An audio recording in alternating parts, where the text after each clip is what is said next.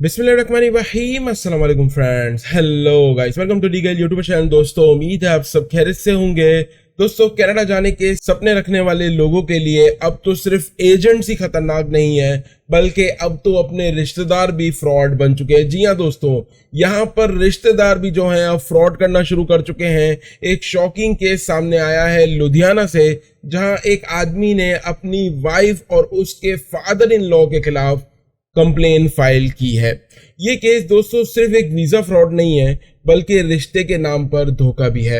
आदमी का कहना है कि उसकी वाइफ ने शादी के बाद उसको ये वादा दिया था कि वो उसे कनाडा में पीआर दिलवाएगी और सेटलमेंट लेने में उसकी मदद करेगी, क्योंकि दोस्तों उसकी वाइफ ऑलरेडी कैनेडियन सिटीजन थी। अब हुआ यह है कि शादी के बाद उसके फादर इन लॉ ने कहा कि मेरा बिजनेस है कनाडा में, तो मुझे जल्द से जल्द कनाडा पहुंचना होगा, क्योंकि जाहिर है मैं ज़्यादा टाइम तक अपने बिजनेस को बंद नहीं रख सकता।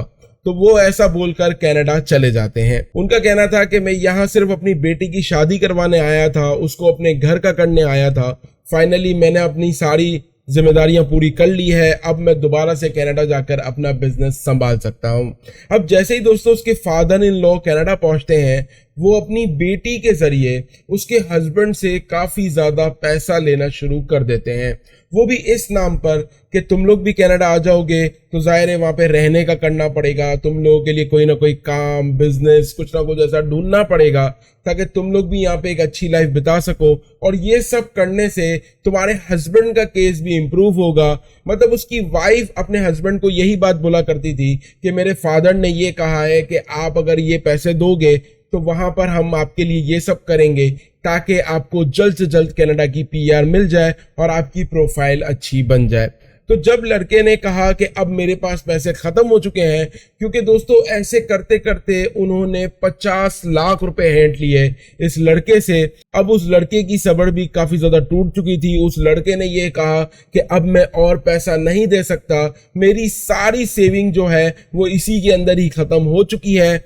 उसी के अगले दिन दोस्तों लड़की ने बिना बताए वो कनाडा चली जाती है, और अब लड़के की ना वो कॉल उठा रही है ना वो लड़के से बात कर रही है। पुलिस ने उसके खिलाफ दोस्तों कंप्लेन भी फाइल की है और लीगल एक्शन प्रोसेस चल रहा है। लेकिन ये केस दोस्तों एक वार्निंग है उन सब लोगों के लिए जो शादी के थ्रू वीजा या फिर पीआर लेने का प्लान करते हैं। तो फ्रेंड्स, आपको ये समझना चाहिए कि इस टाइम के ऊपर कुछ ऐसे भी ग्रोह निकले हैं जो कि खासकर इंडिया आते हैं सिर्फ ये फ्रॉड करने के लिए, और आपके साथ एक लड़की रहती है शादी करने के बाद और आपसे सारा पैसा आपका हेट के। बल्कि अच्छी बात यह है कि इस लड़के के पास कोई प्रॉपर्टी वगैरह नहीं थी, वरना वो भी वो बिकवा देती, और उसके बाद उसने आखिरकार फ्रॉड ही करना था, और वो फाइनली अब फ्रॉड करके यहां से फरार हो चुके हैं। कनाडा एम्बेसी से भी दोस्तों बात चल रही है, उम्मीद है कोई ना कोई इसका हल जरूर निकलेगा।